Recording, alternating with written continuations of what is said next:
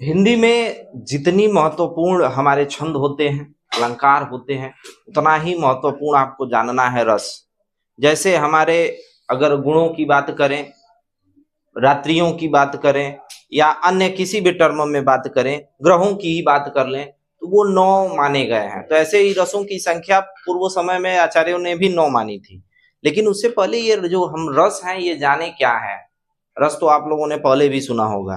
तो ये कक्षा 9, 10, 11 और 12, उससे आगे भी आप जिस भी परीक्षा की तैयारी कर रहे हो उसके लिए भी, जिसमें हिंदी का रस से संबंधित शब्द आते हैं, तो उसमें यह इंपॉर्टेंट है, आप इसे रख सकते हैं। लेकिन स्पेशली यह 9, 10, 11, 12 तक के बच्चों के लिए है। यह यूपी और सीबीएसई दोनों के बच्चों के लिए है। रस, रस क्या होते हैं? काव्य पाठ अथवा नाटक देखने से पाठक अथवा दर्शक के मन में जो आनंद पैदा होता है उसे रस कहते हैं। मान लीजिए हम किसी चीज को, किसी नाटक को या किसी काव्य पाठ को पढ़ रहे हो, किसी काव्य कविता को पढ़ा, किसी भी पढ़ने वाली चीज को हमने पढ़ा, या कोई नाटक देख रहे हो, या किसी तरह का मंच सफलता, यानी किसी भी प्रकार से यदि पाठक अथवा दर्शक, या तो हम उसे पढ़ते हैं नहीं तो देखते हैं तो उसे हम फील करते हैं। जब महसूस करते हैं तो दर्शक के मन में जो भी आनंद पैदा होता है वो किसी भी तरह का हो सकता है, उसे ही हम क्या कहते हैं? रस कहते हैं। रस के जो हैं 4 अंग होते हैं, 4 उसके अंग हैं। पहला अंग स्थायी भाव होता है, दूसरा विभाव होता है, तीसरा अनुभव होता है और चौथा संचारी भाव होता है। तो सब हमने रस जाना।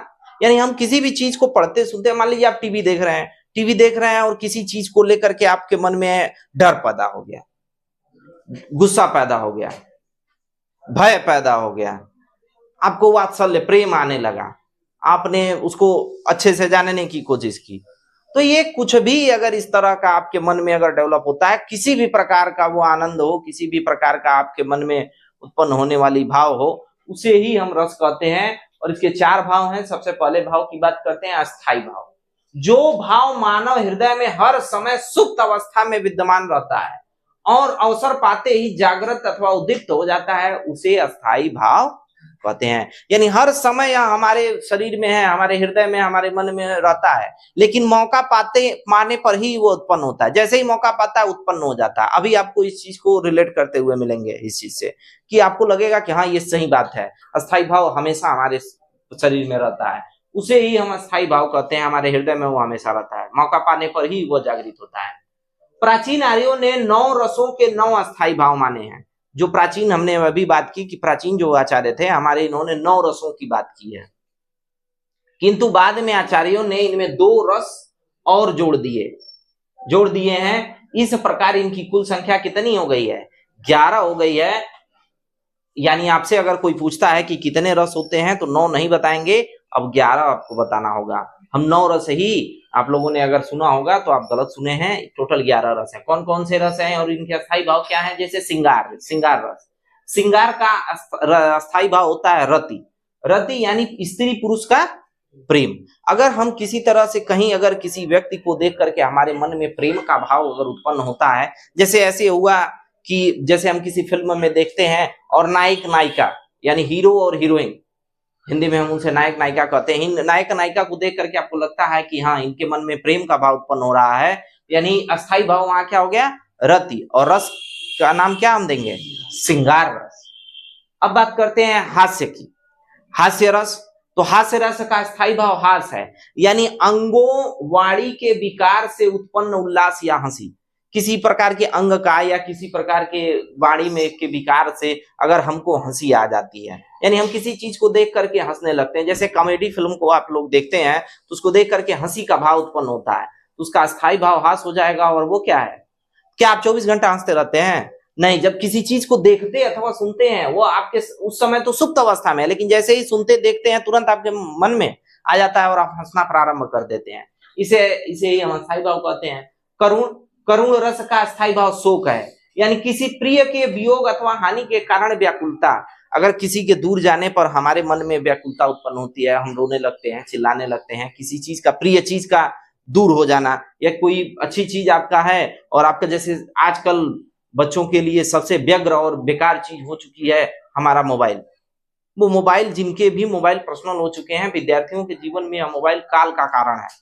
जो विद्यार्थी अपने आप को दृढ़ बनाए हुए हैं उनके लिए तो ठीक है, लेकिन जो विद्यार्थी अगर दृढ़ नहीं है और वो अगर मोबाइल का यूज करते हैं तो उनका मोबाइल अगर टूट जाता है तो वो तुरंत करुण रस में प्रवेश कर लेते हैं। उनको शोक होने लगता है, उनको दुख होने लगता है कि उनका कुछ प्रिय टूट गया जिसका कोई वो नहीं है। तो आप इस विकृति से बाहर निकले।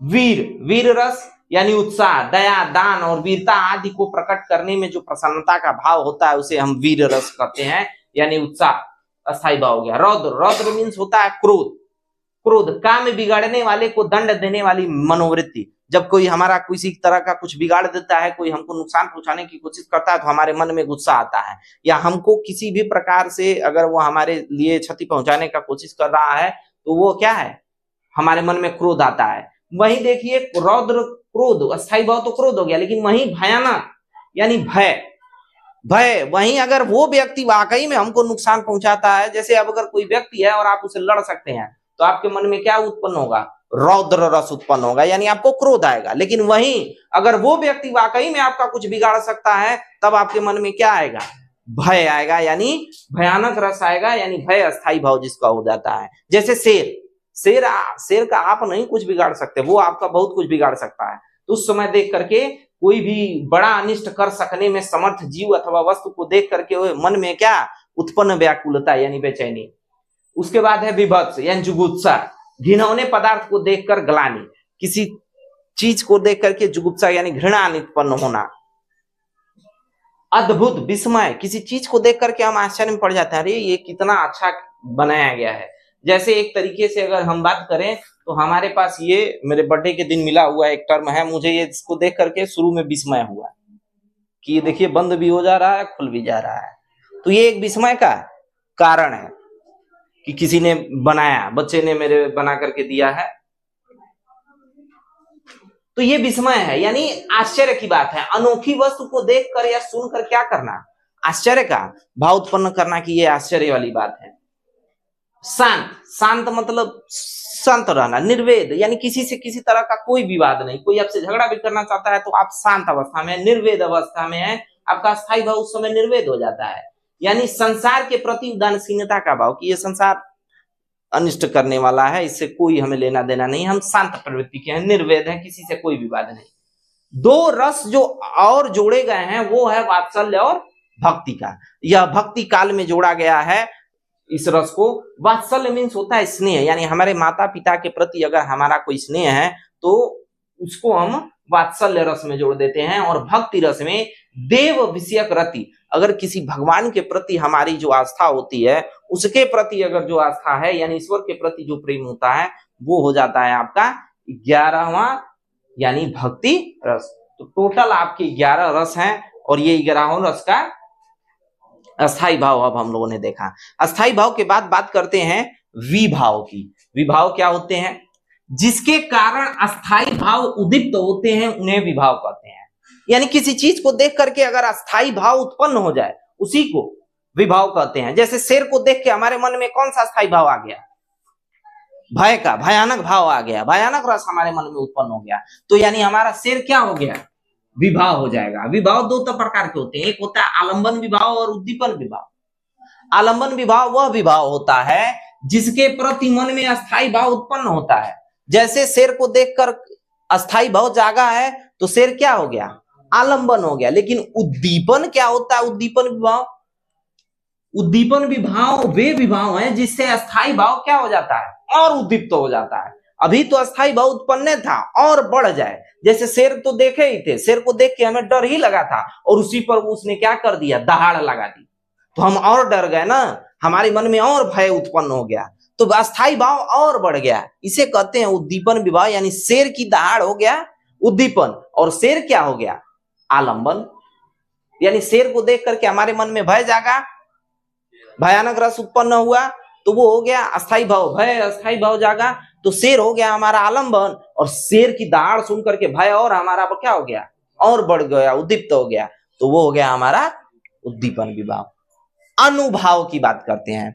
अस्थाई भाव जागृत होने पर आश्रय जो भी स्वाभाविक चेष्टाएं करता है, यानी अस्थाई भाव के जागृत होने पर आश्रय ने जो भी स्वाभाविक चेष्टाएं, जो भी उस तरह की उसने चेष्टाएं की होंगी, उसे अनुभाव करते हैं। जैसे अब मान लीजिए, इसको आप समझिएगा, जैसे मान लीजिए क्रोध के अस्थाई भाव जागृत होने पर, जब आपके मन में क्रोध आता है तो क्रोध आने के बाद आपका अस्थाई भाव क्रोध हो गया, और जब क्रोध जागृत होता है तो क्या होता है, हमारी आंखों का लाल हो जाना, हम क्रोध से एकदम अपनी आंखों को तरेर लेते हैं, आंख लाल हो जाती है हमारी, बहुत जब गुस्से में होते हैं, बीपी बहुत जब हाई हो जाती है तो होठ भी हमारे क्या होते हैं, फड़कने लगते हैं, कांपने लगते हैं।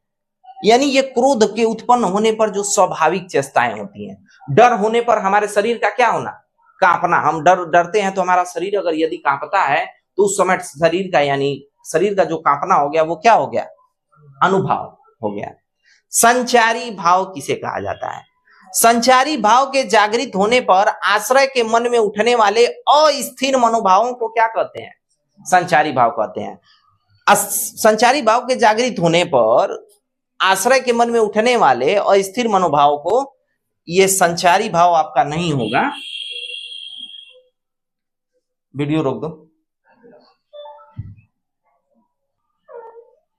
अब ध्यान देते हैं, अस्थाई भाव के जागृत होने पर आश्रय के मन में उठने वाले अस्थिर मनोभावों को ही हम क्या कहते हैं?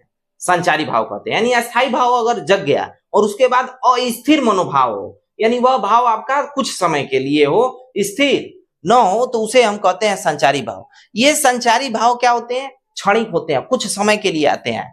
अस्थाई भाव स्थिर रहता है और संचारी भाव अनेक रसों में क्या करने लगता है? संचरण करने लगता है। तो संचारी भाव को समझिए कैसे है। इसीलिए इसको क्या कहते हैं? व्यभिचारी भाव कहते हैं, क्योंकि यह एक भाव एक रस में नहीं रहता, वह अपना रस बदलता रहता है। जैसे उदाहरण के लिए शंका का संचारी भाव क्या है? श्रृंगार रस है। शंका का संचारी भाव श्रृंगार रस। श्रृंगार रस में भी शंका होता है, वीर रस में भी शंका होता है, और भयानक रस में भी शंका होता है। भयानक रस में चलिए बात करते हैं, श्रृंगार रस में शंका होता है। श्रृंगार रस में शंका यह होता है कि नायक नायिका के, जैसे अगर आप श्रृंगार रस को जब पढ़ेंगे तो श्रृंगार रस में दो रस होते हैं, एक तो होता है संयोग रस, दूसरा होता है वियोग रस। तो वियोग रस में ऐसा होता है कि कहीं प्रेमिका जो है प्रेमी को छोड़ करके न चली जाए, उसके मन में क्या हो जाए, ये शंका उत्पन्न होती है। वीर रस में भी शंका होती है कि कहीं आक्रमण जो कारी है वो कहीं किसी बल दल को बढ़ा करके तो नहीं ला रहे, तो वीर रस में भी ये शंका हो जाती है। और भयानक रस में तो शंका होती ही है कि कहीं वो जो शेर आया है अगर वो भूखा हुआ तो मुझे मार करके खा न जाए, कहीं वो आक्रमण न कर दे, कहीं मैं भागूं तो मुझे मेरा पीछा न करने लगे। तो शंका जो है क्या है? संचारी भाव है आपका। एक रस का स्थायी भाव दूसरे रस में क्या हो सकता है? संचारी भाव हो सकता है कि एक रस का स्थायी भाव है और दूसरे रस में वो संचारी भाव है। जैसे उत्साह वीर रस का क्या है? अस्थाई भाव है। आप अगर देखेंगे वीर रस का स्थायी भाव उत्साह है, लेकिन वहीं जब नायक नायिका दर्शन के लिए चलता है तो इसका उत्साह श्रृंगार रस के अस्थाई भाव के साथ क्या हो जाता है? संचारी भाव बन जाता है। यानी जब नायक नायिका से मिलने जाता है, हीरो हीरोइन से मिलने जाता है, तो यह जो नायक नायिका से मिलने जा रहा है तो वह अपने मन में उत्साह लेके जा रहा है कि मैं आज अपनी प्रेमिका से मिलूंगा, तो यह जो है उत्साह हो गया। तो यानी टोटल हमारे जो है, अगर बात करें संचारी भावों की संख्या की, तो संचारी भावों की संख्या कुल 33 है। और ये कौन कौन से हैं? संत्रास है, मोह है, चपलता, लज्जा, मद, उन्माद, अपस्मार, आवेग, धृति, गर्व, वितर्क, विषाद, दैन्य, उग्रता, स्वप्न, श्रम, चिंता, गलानी, अमर्ष, शंका, स्कृति, आलस्य, जड़, मरण, रण, असूया, हर्ष, निद्रा, व्याधि, विवोध, अरु, उत्सुकता, निर्वेद। ये टोटल 33 होते हैं। इसको हमने रस को चारों अंगों को अलग अलग पार्ट में बांट दिया है, अस्थाई भाव को, विभाव को, अनुभाव को और संचारी भाव को। बात करते हैं श्रृंगार रस के बारे में। श्रृंगार रस जो कि आपने 11 रसों में पढ़ा, उसमें से पहला रस श्रृंगार रस का ही होता है। श्रृंगार रस का अस्थाई भाव क्या होता है? रति होता है। रत श्रृंगार रस का अस्थाई भाव रति नामक भाव होता है। और जब नायक नायिका के पारस्परिक संबंध अथवा वियोग से, जब नायक और नायिका या तो पारस्परिक संबंध बनाते हैं, यानी वो मिलने के लिए आते हैं, तत्पर होते हैं, आतुर होते हैं, नहीं तो उनका बिछड़ना होता है, मिलना या बिछोड़ना, दो ही तरह की बातें होती हैं। तो उनके रति का जो अस्थाई भाव जागृत होता है, उससे उत्पन्न जो हमारा अनुभव होता है या आनंद होता है, उसी को हम क्या कहते हैं, श्रृंगार रस कहते हैं। तो इसीलिए श्रृंगार रस के दो भेद माने गए हैं। पहला भेद है आपका संयोग श्रृंगार, संयोग श्रृंगार रस, और दूसरा विप्रलंब श्रृंगार रस, या ऐसे कह सकते हैं कि संयोग रस या विप्रलंब रस। विप्रलंब का अर्थ ही वियोग होता है। तो चलिए बात करते हैं संयोग रस किसे कहा जाता है। संयोग रस जहां पर नायक नायिका के मिलन का चित्रण होता है, यदि आप काव्य नाटक किसी कथित टर्म में जहां भी आप अगर बात करते हैं, अगर वहां नायक नायिका के मिलन का चित्रण हुआ है तो वहां संयोग श्रृंगार रस उत्पन्न होता है। उदाहरण जैसे बसो मेरे नैनन में नंदलाल, मोर मुकुट मकराकृत कुंडल, अरुण तिलक दिए भाल। मीरा जी कहती हैं कि हे नंदलाल जी के सुपुत्र यानी भगवान मेरे आनंद केंद्र श्री कृष्ण जी, बसो मेरे नैनन में, आकर मेरे नैनन में बस जाइए। मोर मुकुट मकराकृत कुंडल, आपका जो मोर का मुकुट है, मकराकृत कुंडल जो मकर की आकृति वाला कुंडल है, अरुण तिलक दिए भाल, और सूर्य की तरह जो तिलक आपने लगाया है वह चमक रहा है, ऐसी सूरत वाले हे श्री कृष्ण जी, हमारे नैनन में आकर के बस जाइए। और वहां पर अगर हम इसको पढ़ते हैं तो हमें लग रहा है कि मीरा जी अपने आनंद कंद भगवान श्री कृष्ण जी से मिलन के विषय में बात कर रही हैं। यहाँ मिलन का और उनके बाहरी चित्रण का प्रस्तुत किया गया है, इसलिए यहाँ पर कौन सा रस है, संयोग का रस है। यहाँ नायक नायिका के तौर पर श्री कृष्ण भगवान और मीरा जी को लिया गया है। वर जीते सरमैन के ऐसे देखे नैन, हरनी के नैनन ते हरिनी के नैन। वर जीते सरमैन के, बिहारी सतसई जी कहते हैं कि वर जीते सरमैन के, कि वहां जो वर जीता गया है, जो वर ने जीता है, वह सरमैन के ऐसे देखे नैन, कि उनके नैन ऐसे दिख रहे हैं कि हरिनी के नैनन थे, यानी हिरन के भी नैन से बढ़िया हरि के नी के नैन हमारे भगवान श्री हरि कृष्ण जी के नैन दिख रहे हैं। बिहारी सतसई जी वहां, बिहारी जी एज ए नायिका के तौर पर यहाँ नायिका के तौर पर हैं, और नायक के तौर पर श्री कृष्ण भगवान जी को लिया गया है, हरि भगवान को लिया गया है, वह वर्णन कर रहे हैं। तो यहाँ भी क्या है, श्रृंगार रस है। आपके ये दो छोटे मैंने उदाहरण लिए हैं, इसके अलावा और भी आपके ऐसे उदाहरण जहां नायक नायिका के मिलन का चित्रण होता है, वहां पर श्रृंगार रस का संयोग श्रृंगार रस उत्पन्न होता है। विप्रलंब या वियोग रस, विप्रलंब या वियोग रस जहां नायक नायिका के विरह, विरह मतलब होता है बिछोड़ना, का वर्णन होता है, वहां पर वियोग श्रृंगार रस उत्पन्न होता है। जैसे उधव मोहि ब्रज विसरत नाही, वृंदावन गोकुल वन उपवन सघन कुंज की छाही। उद्धव, हे उद्धव जी, जब उद्धव जी श्री कृष्ण जी से पूछते हैं तो श्री कृष्ण जी कहते हैं कि उद्धव मोहि ब्रज विसरत नाही, हे उद्धव जी, मुझसे ब्रज बिसर नहीं रहा है, मुझे वो ब्रज याद आ रहा है, मुझे वृंदावन धाम याद आ रहा है।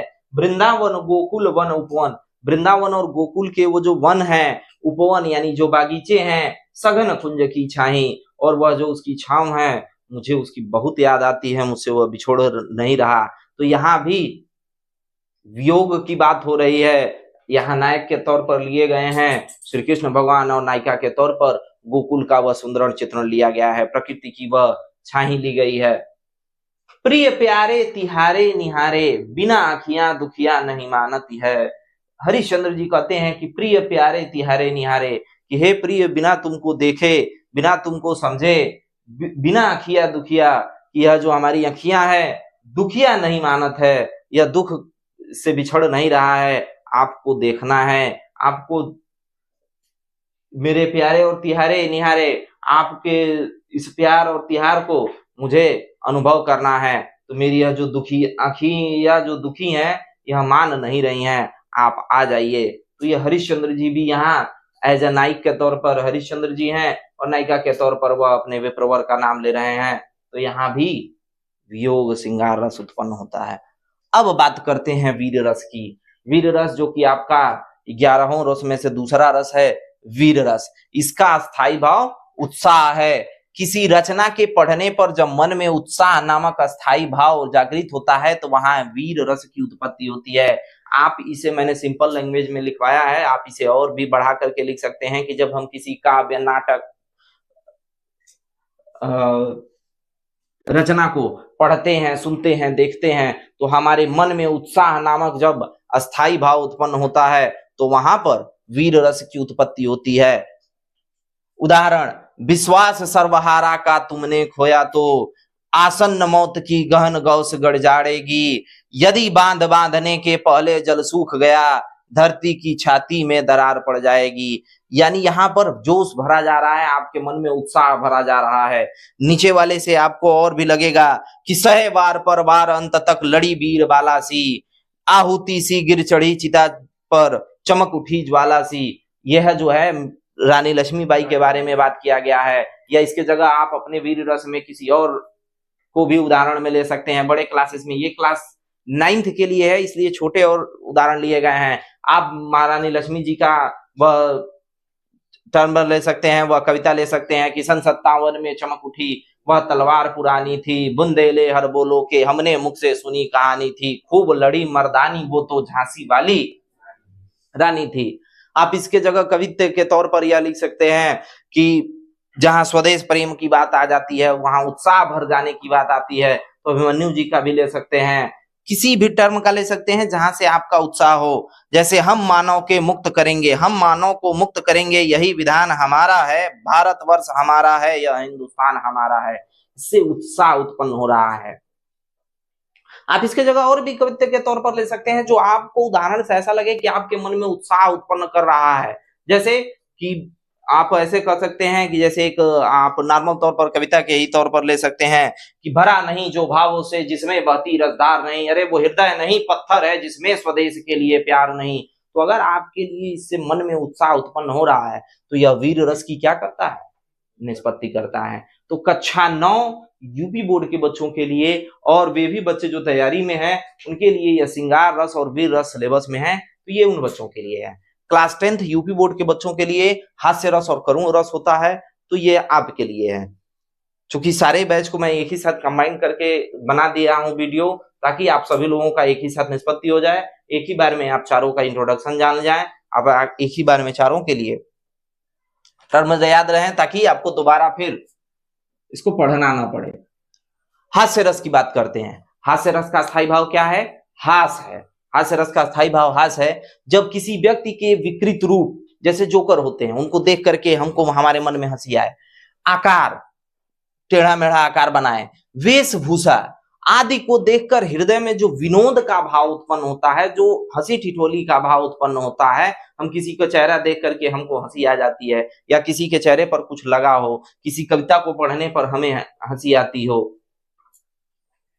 तो ऐसे में हमारे जो मन में हास नामक अस्थाई भाव उत्पन्न होता है, यही हास नामक अस्थाई भाव जब विभाव, अनुभाव और संचारी भाव से पुष्ट होता है, तब हास्य रस की निष्पत्ति होती है। इसके दो शब्दों में अलग अलग परिभाषा भी आप कैटेगराइज कर सकते हैं कि जब किसी भी व्यक्ति के विकृत रूप, आकार, आकृति को देख करके हमारे मन में हास नामक अस्थाई भाव उत्पन्न होता है, तो वहां हास्य रस उत्पन्न होता है। दूसरे शब्दों में, जब हास नामक अस्थाई भाव, 4 हम लोगों ने भाग पढ़े थे रस के, उन 4 भागों में से अस्थाई भाव, तो हास नामक अस्थाई भाव विभाव, अनुभाव और संचारी भाव, विभाव, अनुभाव, हास नामक अस्थाई भाव विभाव, अनुभाव और संचारी भाव से पुष्ट होता है, संचारी भाव से सम्मिलित होता है, संचारी भाव का मिश्रण बनता है, तो वहां हास्य रस की निष्पत्ति होती है। अब यहाँ हंसी के लिए यहाँ एक बहुत लंबा उदाहरण लिया गया है। आप इसके जगह कोई और भी उदाहरण ले सकते हैं जिससे आपको हंसी आए। जैसे हाथी जैसी चाल, घोड़े जैसी दुम और तोंद गोल मटोल, ऐसे करके अगर कोई शब्द में आता है, अगर हमको इसको सुन करके हंसी आ रही हो। जैसे यहाँ पर एक बहुत उत्कृष्ट उदाहरण लिया गया है, बिंध्य के वासी उदासी तपोव्रत धारी, महा बिनुनारी दुखारे सुखारे, गौतम तीयतरी तुलसी सो कथा सुन, भय मुनि वृंद सुखारे, हमें है शिला सब चंद्रमुखी, परसय पद मंजुल कंज तिहारे।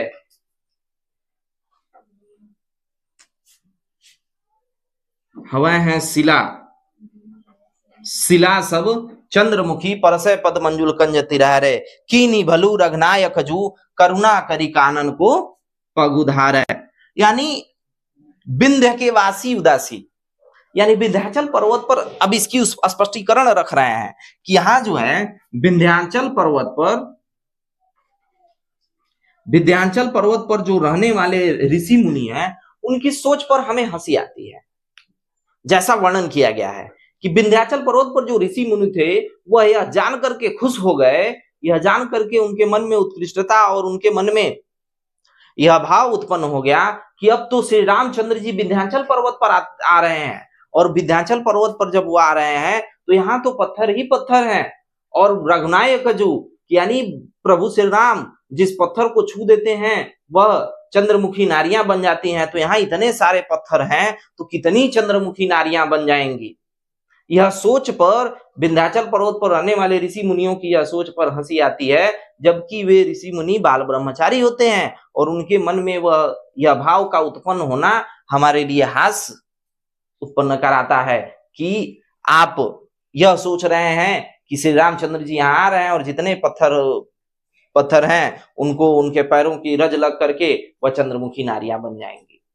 तो आप यह गलत सोच रहे हैं। उनकी इस सोच पर, जो बाल ब्रह्मचारी हैं उनकी इस सोच पर हमें हंसी आती है कि ऐसा लिया गया है, और यह उत्कृष्ट उदाहरण है दिया गया।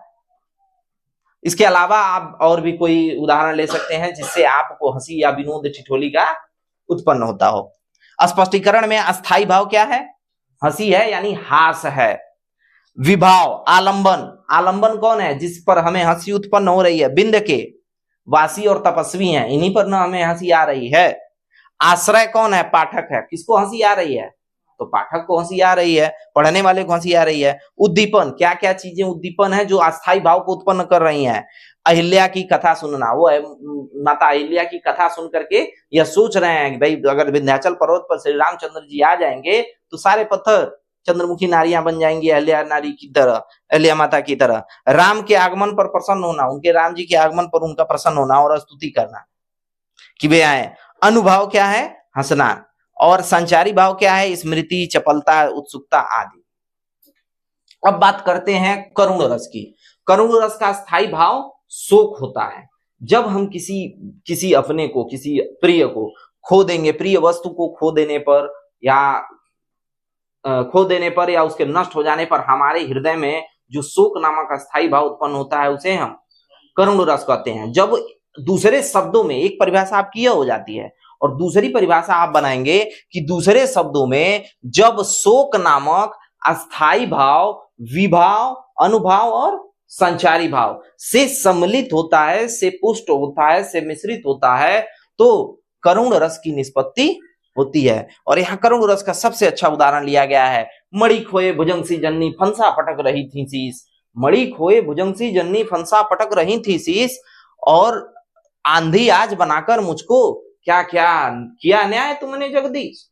वह श्रवण कुमार जी की माता का यह विलाप करुण रस का सबसे उत्कृष्ट उदाहरण है। आप अगर इसकी परिभाषा और इसके स्पष्टों को, भावों को जान जाएं तो रूंगटे खड़े हो जाएं, जैसा कि इस समय मेरा हो रहा है। उनकी कितनी विलाप अंदर है कि वह भगवान तक से प्रश्न पूछ रही हैं कि जब श्रवण जी को तीर लग जाता है महाराज दशरथ का, और जब वो चिल्लाते हैं तो माता और उनके पिता, जो दोनों लोग बग्घी में जो डोला होता है लेकर के वो जा रहे होते हैं चारों धाम के लिए, उनमें वो बैठे हैं और उन्हें दिखाई नहीं दे रहा, और अपने पुत्र की आवाज वो सुन रहे हैं कि वह करा रहे हैं। तो उस पर वह बोलते हैं कि मणि खोए भुजंग सी जननी, जैसे सांप की जो माता होती हैं, अगर वो उनकी मणि खो जाती है, फंसा पटक रही थी शीश, तो अपना फन पटक पटक कर मर जाती है अगर उसकी मणि खो जाए तो। उसी प्रकार ठीक मैं भी आज तड़प रही हूं, मेरा भी मणि खो रहा है और मैं कुछ नहीं कर पा रही हूं। हे जगदीश, हे प्रभु, क्या आपने मुझे आज अंधी बना करके मेरे साथ न्याय किया है? नहीं किया है। मैं आपको इस बात का दोषी मानती हूं। और इस बात पर विरह का इससे उत्कृष्ट उदाहरण, शोक का इससे उत्कृष्ट उदाहरण नहीं मिलता है। स्पष्टीकरण में अस्थाई भाव क्या है? शोक है, क्योंकि शोक ही अस्थाई भाव यहां उत्पन्न होता है। विभाव, विभाव में आलंबन कौन है, किसको लेकर के शोक उत्पन्न हो रहा है, तो श्रवण जी को लेकर के शोक उत्पन्न हो रहा है। और आश्रय कौन है, पाठक है। किसके मन में शोक उत्पन्न हो रहा है, तो हमारे मन में उत्पन्न हो रहा है, हम पढ़ रहे हैं इस चीज को, हमारे मन में उत्पन्न हो रहा है।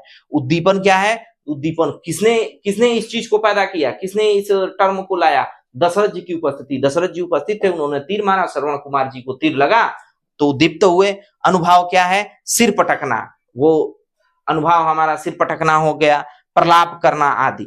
और संचारी भाव क्या है, स्मृति और विषाद। स्मृति है का मतलब हम याद कर रहे हैं उस चीज को कि कितना दुख हुआ होगा, और विषाद दुख मना रहे हैं, तो ये आपका जो है करुण रस हो गया।